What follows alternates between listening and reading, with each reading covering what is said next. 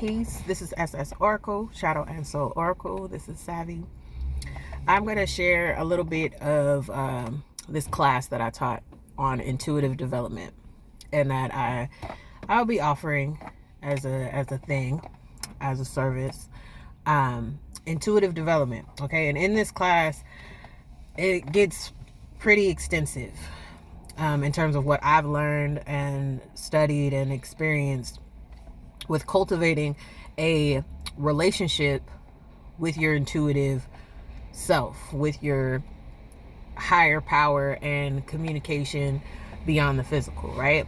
So one thing in it that I talk about is illusions, right? Using your third eye to see through illusions, right? As a part of intuitive development, right? So your third eye, or people call it the first eye, that's the mind's eye, right? When we think universal law, the first law is the mind is all, the universe is mental. Now, for, I guess, simplification's sake, if this helps anyone to understand the difference between your brain and your brain is physical, your mind is not. And that's how it's helped me understand and learn more about the mind in that way. That your brain is something that's physical, your mind is not a physical thing. Okay? So your third eye is your mind's eye, which is not a non-physical eye. It is the ability to see beyond the physical, right? To be able to interpret things beyond the physical. Now, one of the purposes of our mind's eye, or the third eye, or the first eye, is to protect us from illusions. Now, illusions, we got to ask the question, what is an illusion? An illusion is not just something that's fake, because we have this thing in spiritual communities, conscious communities, where we'll say this is a simulation or simulacrum. Okay, everything is fake, nothing's real out here, but there are some very real things out here. One of those things being your emotions. Now, I will say that there is context to saying things aren't real. Okay, but that has to be emphasized in any conversation and when life is discussed. Okay, like we can't just be walking around saying things aren't real, things are fake, because there's a lot of real things. Again, one of those things being our emotions. That is our navigating force in our experiences, and so is spirit is real too. So you want to talk about something being fake or not real or being an illusion, we have to emphasize that. And we think like performative magic, right? Sawing a lady in half, right? Illusion, right? Like fake, right? But then there's also illusion is not seeing something clearly, or not seeing a different perspective of something, right? And so that's when the third eye or your first eye comes into play. It's your ability to see things from multiple perspectives. It's the ability to see things clearer than they may appear. Okay? And so having your third eye activated is contingent on how open-minded you are, right? Are you an open-minded person? Do you question and wonder if there's something more to information or a situation or a circumstance? Do you question, like, you know, is there another way to see this? Can I, you know what I mean? It's a matter of being open-minded. So we ask the question, how come there aren't more people who are conscious and awake? There aren't that many people who are open-minded, right? To have their eye open enough to even see through illusions. You see what I'm saying? It's like a layered process here. You have to be open-minded alone, and then you have to have your third eye activated and know how to use it, right? That's just one way to use the third eye, is to protect from seeing from illusions and being trapped in just seeing limited perspectives, right? Along with this, like in the intuitive development class, like this is something that I talk about in the intuitive development class. And with this, there's a practice. It's called intuitive trust. I call it the intuitive trust exercise. And it's something that I've done for years, and it's always a good time. So, and this is part of developing your intuition, but also learning how to trust your third eye, okay, and being able to see through things. Because another thing with it too is we'll activate in a way that allows us to see certain things, like think numbers, right? Numerology, like you'll see 222 somewhere, but it's like, what does 222 mean for you? Like you think your phone number, right? If somebody dials your phone number, you're going to pick up the phone. If you see 222 somewhere, what does that activate? Like, what does that mean? You'll say, oh, it means I'm in alignment. Okay, but what does that mean? And maybe this might not resonate with everybody, but I feel like it's a code, right? Like, so codes have meanings. Your phone number is the direct line to talk to you. That's the code to you. What does 222 mean? You see what I'm saying? So people be like, oh, I'm starting to see all these signs and symbols. What do they, you have to find out what that means for you, right? Get into studying the numbers and, making up codes yourself, because you have that kind of power. Okay, you put number configurations together to mean something for you personally, so that every time you do see them, now you really know you're in alignment because you created that code, right? But the intuitive trust exercise is this, right? So you have a block of time. Like, say you have the day off. You don't have work.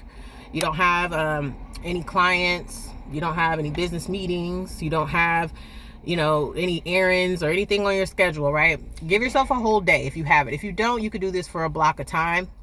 Okay, give yourself a couple hours, all right, to just be, right? This is intuitive development, intuitive trust exercise.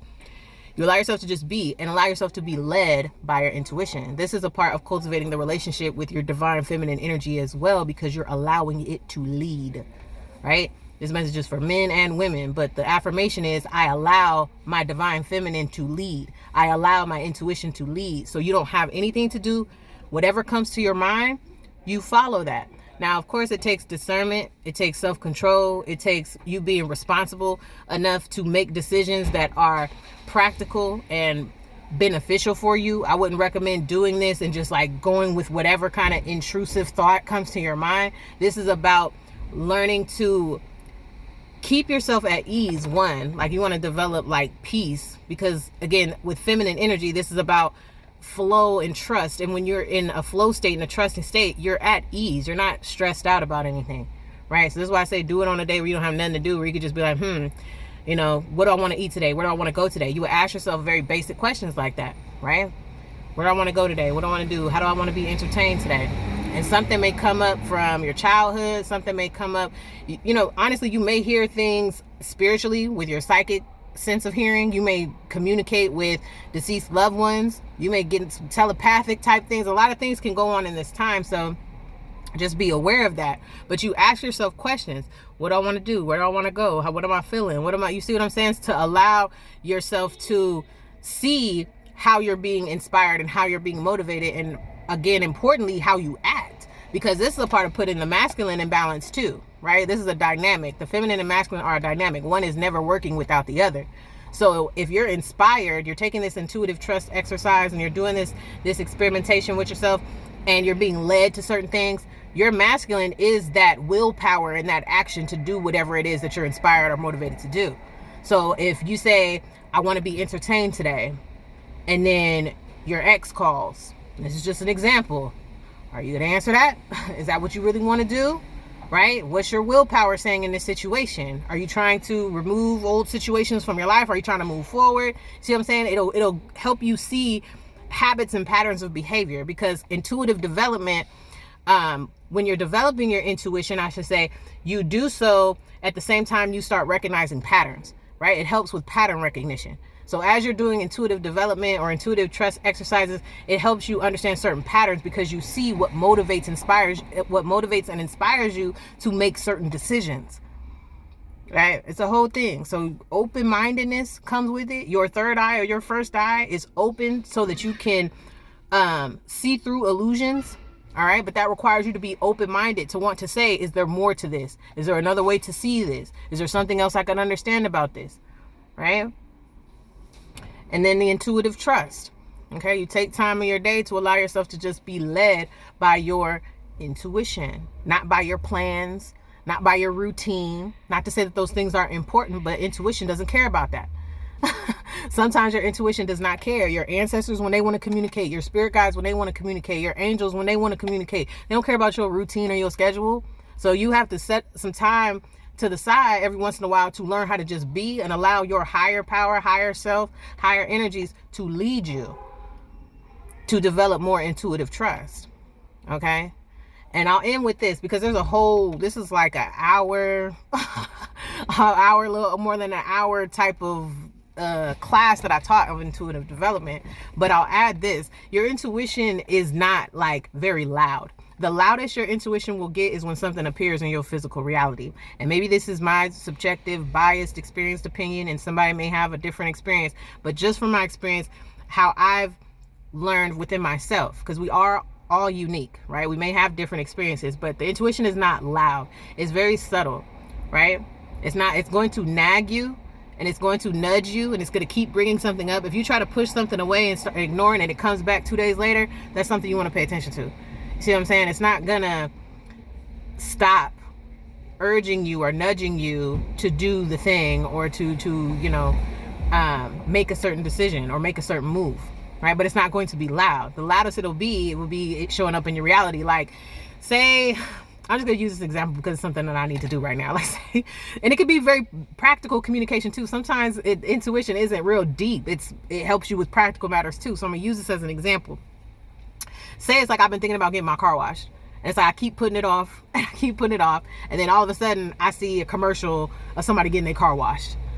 And I'm like, hey, like, that's what I should be doing. And then I ignore it.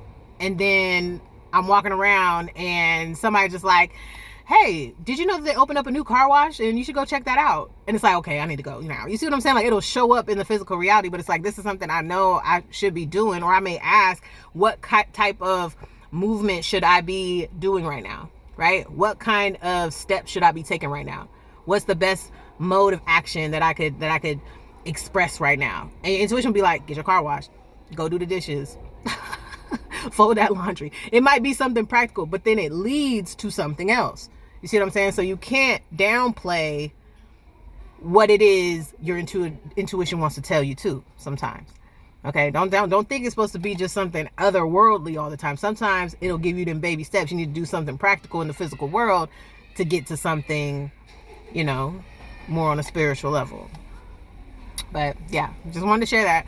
I will be offering that as a service, intuitive development class. But as of now, what I do have to offer is a one-on-one spiritual wealth building session, where we talk about how to connect with your spiritual self, right? Your spirit guides, your higher power, how to cultivate a stronger relationship with yourself as far as your worth and your value and things beyond material reality and tangible things and money and all of that. The one-on-one spiritual wealth building is to help you cultivate a better relationship and connection to spiritual living.